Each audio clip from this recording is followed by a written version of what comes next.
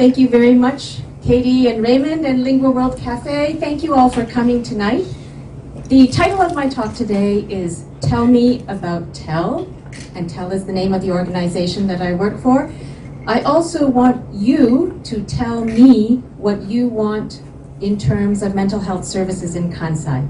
So at the end of the talk, there will be a question and answer session. Please feel free to ask me anything. Please also feel free at any time after this talk to email me or to check the website for TEL and to let me know either in person, by email, or on the contact sheet on the front desk if you have any particular requests, desires, concerns about mental health issues, any services that you want me to tell the Tokyo office to start having in Kansai. Okay, so the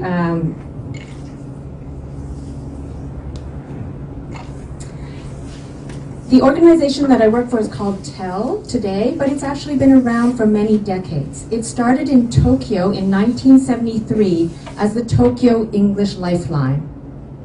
This is a picture of beautiful Hibiya Park, the first Western park in Tokyo. And just to remind you, in case you weren't alive in 1973, this is what phones looked like in 1973. There's a landline phone. And here is a picture of the person who invented the first cell phone that was used in 1973 to make the first mobile cell phone call.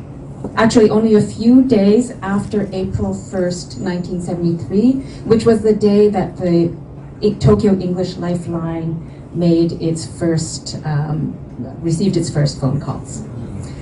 You might be wondering why this cute little Doraemon character is on the slide. That's because the Doraemon anime was first broadcast on April 1st, 1973, which exactly is the birthday of the Tokyo English Lifeline. So at that time, in 1973, it was started as a suicide prevention hotline because the year before, a Japanese suicide hotline, Inochi no Denwa, which still exists today, was started. And a group of concerned English-speaking people in Tokyo felt that there was a need to also have a suicide hotline in English. So at that time, of course, there was no internet, and it was difficult to get a lot of information if you didn't speak or read Japanese fluently. So in addition to fielding calls from people in distress, it was also an information hotline. And people would call with all sorts of information requests like addresses of embassies, JR timetable, how to get a certain phone number, where to find a clinic. And today also, the Lifeline fields many information calls as well as many other types of calls. And I will tell you in the next slide what TEL looks like today. So the name has changed. It's now called TEL instead of Tokyo English Lifeline, and it's an organization that still works a lot in suicide prevention and also in helping people find information or resources about lots of different topics. It started as a phone hotline. Today, the TEL organization also works in many other topics, fields other than suicide prevention and information. And this is not meant to be a comprehensive list, and it's not written in any particular order, but it's just to give you an idea of the different kinds of issues that the TEL organization works with. And you can see just by a quick glance through these issues that these are issues that can impact many different types of people in Japan, of different ages, including children, teenagers, and adults of all ages. TEL's work covers people in a short-term crisis, as well as people having long-term ongoing issues. The other thing you can see from this is that there are many different issues that overlap with each other, so it's not as if there are sharp boundaries between these different mental health issues. So although I mentioned that it originally started as a phone line, we have now expanded our services, so TEL also offers in-person counseling and assessment services. And by assessment, I mean education-related assessments, cognitive-related assessments. So for example, assessments for ASD or ADHD, cognitive tests. And we also recently started a chat service, which I'll talk about a bit more later, because as you may know, a lot of young people don't talk on the telephone anymore, but are very comfortable chatting. Okay, so this brings me to the mission of TEL today, which is that it's a certified non-profit organization in Japan. We are dedicated to providing world-class, effective support and counseling services to Japan's international community, as well as helping to address the country's growing healthcare needs. I'll touch upon different aspects of this mission, but I just want to first give you an idea of how we carry out this mission. So there are three basic pillars: the lifeline, which you've heard about, counseling and assessment, and outreach. I'm involved in the outreach branch. I will spend a little bit of time talking about the lifeline in the next few slides. And I just want to say that there is a lot more information about these different branches on the website. And since this is a nerd night, and perhaps some of you are into nerdy trivia, here's a nerdy trivia question for you.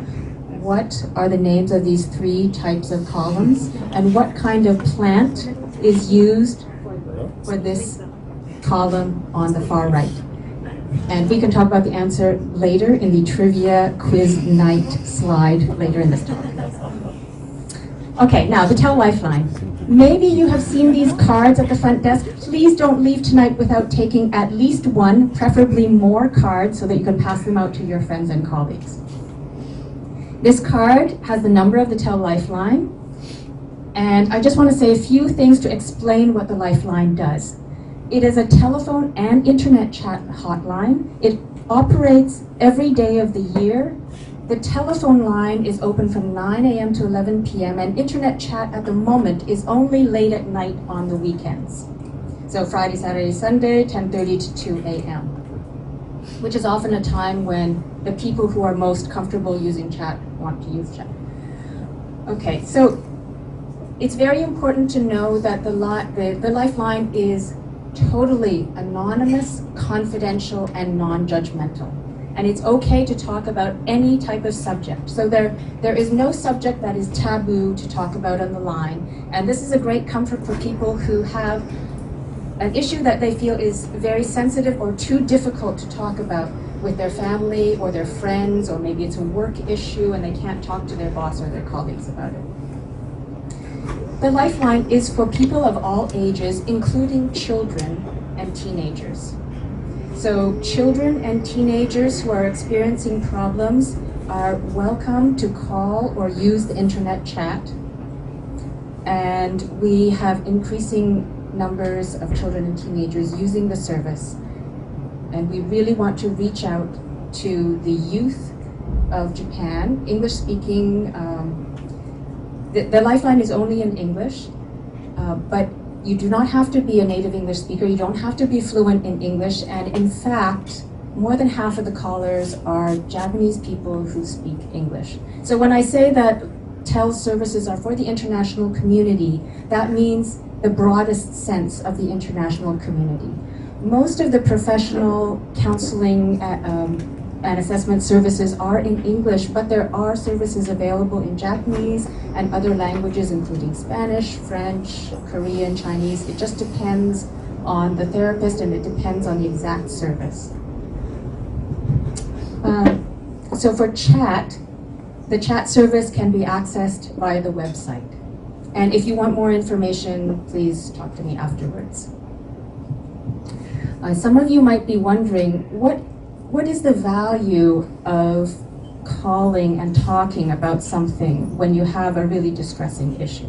So I just want to say that the Lifeline is staffed by trained volunteers who are trained in active listening, which is a type of listening that really prioritizes understanding what the caller is feeling and trying to help the caller understand the caller's situation.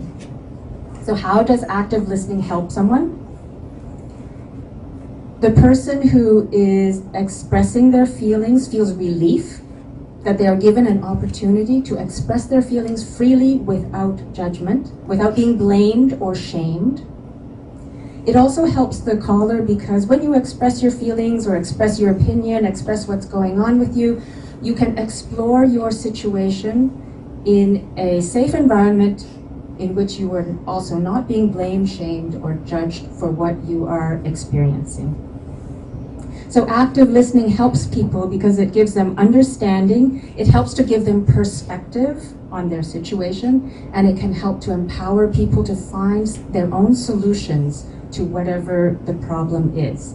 And as we all know, there are many situations in life for which there are no solutions or no easy and quick solutions. Active listening is also a way to help people find methods of coping with their situation.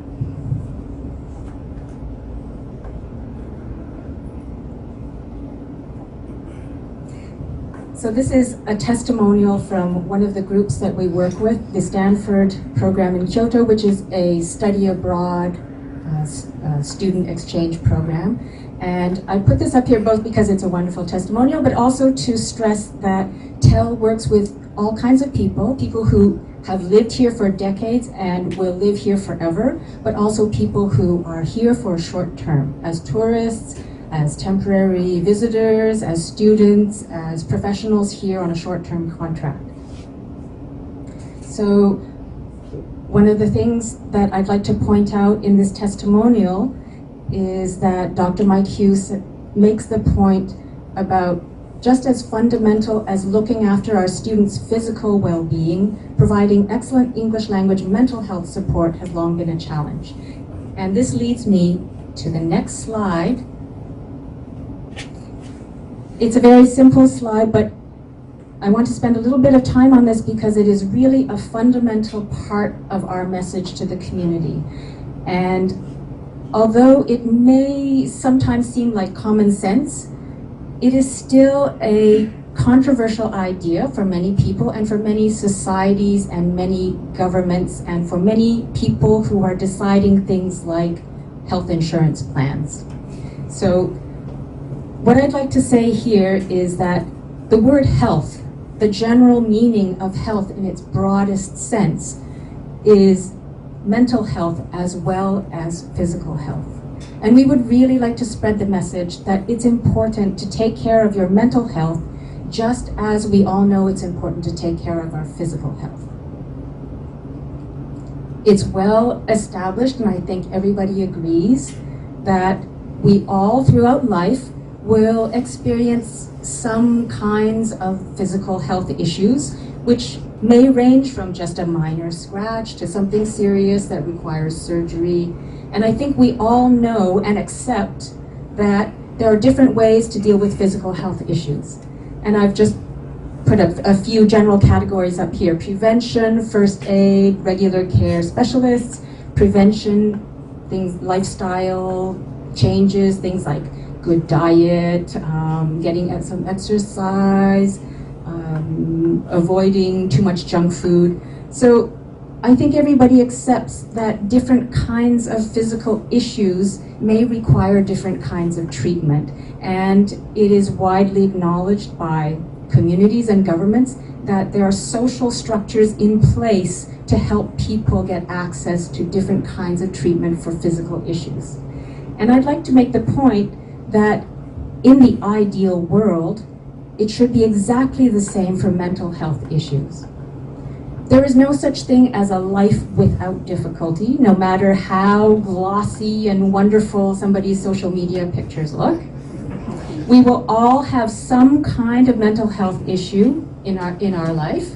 It may be minor, it may always be minor, and I hope that it will always be minor for you. Sometimes we will face something more serious that might be short-term or it might be long-term. Again, I hope to spread the message that for mental health issues of all kinds, there are different kinds of treatments ranging in the same way as physical health issues, ranging from prevention all the way to specialist care with specialist treatment and perhaps with medication or surgery or in a clinical setting.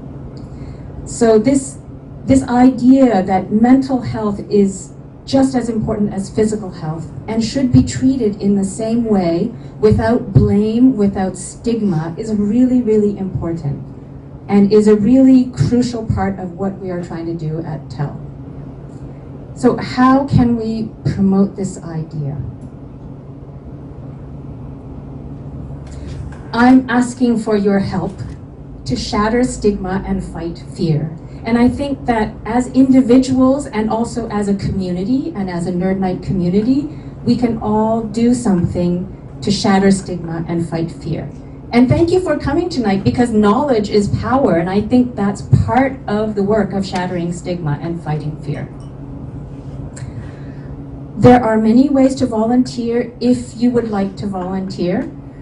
We are always looking for volunteers of all types, and the rest of my talk, I just want to quickly go through a few ways in which you can volunteer. So TEL has all sorts of different kinds of volunteers. It's okay to volunteer a few hours or 1 hour of your time once per year from the privacy of your home.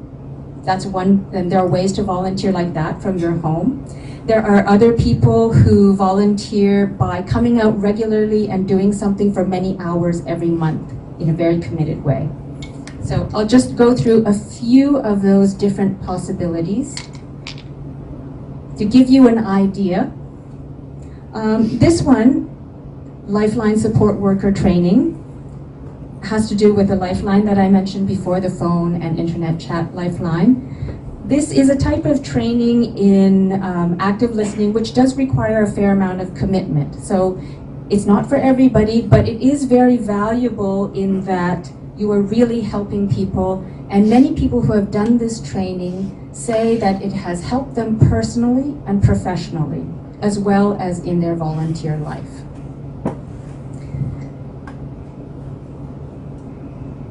So how does it help people personally and professionally?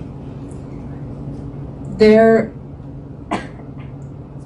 is a reason why active listening is often used now in corporate settings or in coaching, life coaching or professional coaching settings. And that is because active listening is a nonviolent way of dealing with conflict, with strong emotions, especially strong negative emotions, which is often a difficult thing to deal with, but also a difficult thing to deal with in, for example, Japan, where it's frowned upon to express yourself strongly and explicitly in a negative way. So many people who do this training find that it can help them in their personal lives and in their professional lives. The next Lifeline Support Worker Training, in case you are interested, is coming up soon. It's entirely online, so it can be done from anywhere in Japan. And I just want to read you a little quote from a recent New York Times article. It was actually about teenagers, but I think it applies to lots of people in general, and we are all kind of teenagers at heart anyway. Most problems feel better when they're on the outside rather than on the inside. I think that's very true. And then from another article from the New York Times, okay, here's a real old-fashioned paper. This is from an article called "The More You Love Them, the Less You Listen." So this is a quote from this article. "What is love if not a willingness to listen to and be part of another person's evolving story? A lack of listening is a primary contributor to feelings of loneliness." Okay, some other ways of volunteering are just to come out and participate in TEL events. For example, we are present and we march in the Rainbow Festa in Osaka. We have band nights in Kansai, in Kobe, Osaka, and these venues have generously donated their spaces, so that's kind of donation. The bands have generously donated their time and their talent to us. Thank you. board game event, which was started by our wonderful volunteer Haley over there. The Hearth generously donated their venue for us to hold board game event. We have suicide prevention walks in different parts of Kansai. I encourage you to come out to help us raise some noise for the prevention of suicide, which is still a problem, even though this year probably the statistics for Japan, they might fall a bit under or around 20,000 suicides per year, which is an all-time low, which is great, but that's still more than 50 suicides a day.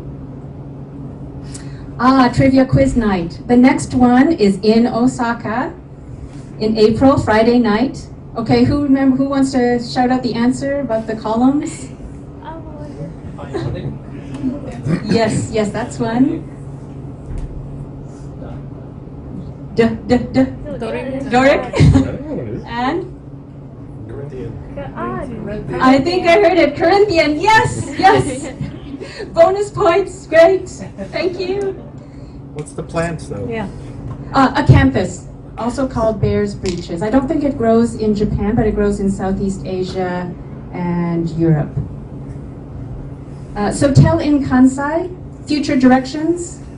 Of course, I'm always looking for new volunteers. Please come and talk to me if you are interested in volunteering. I would like to find more stable sources of funding so we can continue to fund the Lifeline in Kansai and also improve our services and offer more outreach events for the community.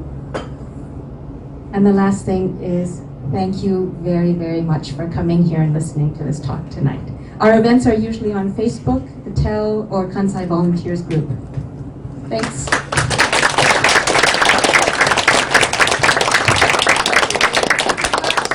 So we have time for questions. Yes, the floor is open for questions and answers. So please. Yes. So you had said that the statistics are something like 20,000 suicides a year, and that also TEL has been in operation for 30 years. So in 30 years, as you look at the suicide statistics, do you have any knowledge of what the non-Japanese national suicide rate is from the time you started TEL until, say, now? Could you repeat the question Yeah. to the mics? Okay, I think the question is, what is the suicide rate for different nationalities, Non-Japanese nationality in Japan compared to the Japanese rate? And as you've had TEL in operation for 30 years. Okay, that's a difficult question to answer because I don't think that anybody has really looked at it thoroughly. I did find one paper about it, and in that paper they also said it was difficult to say because they don't have a lot of statistics on all the groups and for all the years. I believe the Japanese government has only been keeping statistics since 1978. So as far as I know, there's nothing that goes back before that. But in the one paper that I looked at, they said that the, for example, US-UK rate is similar to the Japanese and their home country rate, and that the outliers are the Korean in Japan rate, as well as Chinese in Japan rate. And they speculate that that has a lot, that may have something to do with the cultural factors impacting the Korean and Chinese populations in Japan. As far as I understand, your target is non-Japanese, am I right? Your main target. That's really your questions. Yes. So it was started. So the question is, what is the target audience for TEL's mission? Right, exactly. Yes. So the target audience is the international community. Mostly that means the English-speaking community. Which is non-Japanese. Which is not necessarily Japanese, but it does actually include a lot of Japanese people Who are able to speak English. For example, many of the professional therapists are Japanese people who speak English. Many of the families or the people who use TEL services they are Japanese citizens, but for example, they might choose talk therapy as opposed to medication, or they want to try a different approach than what is offered in the National Health Service. But the thing is, my question is, the fact that your service is deserve compliment, great work. But the thing is, your service is in English, am I right? Mainly in English. Most of the services are in English. So it's maybe that's mean at first your target is non-Japanese. I didn't mean that Yes. you need to because if your target is Japanese, it's absolutely funny to giving your service in English. In English. Yes, so the question is, who are these services for? Yeah, Is that for your organization. Yes. So the people that we serve it is mostly English speaking people, and that so initially in 1973 I would say it was the foreign community, non-Japanese English speaking community. That has evolved and changed over the years. So today it is still mostly English language based organization, but the people that we serve also include many Japanese citizens or Japanese people. So for example, the Lifeline, the telephone internet chat Lifeline, last year, 2019, the Lifeline handled more than 9,600 calls or chats in the year. And more than half of those were from people who are probably Japanese. I mean, we don't know if they're citizens, but also there are many people who use our services who come from non-English speaking countries. So can I ask some more? I think we should get another Okay. people chance. Please follow. Anything else? If not, we can go back to that. Okay. So I'm interested in this chat option that you said was recently added. How long has that been around? And do you find a lot of people are using that as opposed to calling? That is very recent. It's only the question is about the chat service. How long has it been around, and do people use it? Yeah, like how is that compared to the popularity of calling instead? It's only been around for a year or two, so it's really very recent. And right now, because of a lack of volunteers and funding, it's only available for a few hours, Friday, Saturday, and Sunday. Our goal is that it would be available all the time, but of course, right now we don't have the resources for that. And one thing that I can say is that it seems that the chat service is more popular among younger people compared to the demographic that uses the telephone service. The telephone service is also more during the day. So I think for different kinds of reasons, people are drawn to either telephone or chat, and it would be great to have both. Can I ask you in addition to that? If it's anonymous, how do you know the ages of these people who call in and chat in?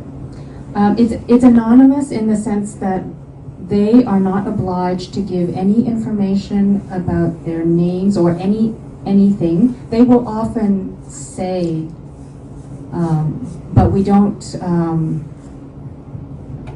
keep any records of any identifiable information. Thank you so much for taking care of us in Japan. We need help. What's the typical profile of a volunteer for TEL? I'm not sure that there is a typical profile, and that's why I say please feel free to volunteer in any capacity, because we have all sorts of different kinds of volunteers. So we have volunteers who are high school students. We have a volunteer who can't leave her house very often for physical reasons. We have volunteers who hardly ever show up at events because they prefer, for various different reasons, to do things at home or they're too busy. We have volunteers who show up at actual physical events a lot. We have people of different ages. We have men, we have women, we have Japanese volunteers as well as non-Japanese volunteers. And of course, the non-Japanese volunteers come from many different countries. We have volunteers who can barely speak English, and we have volunteers who are, of course, native English speakers. So really, I would say, and we have volunteers doing all sorts of different professions here.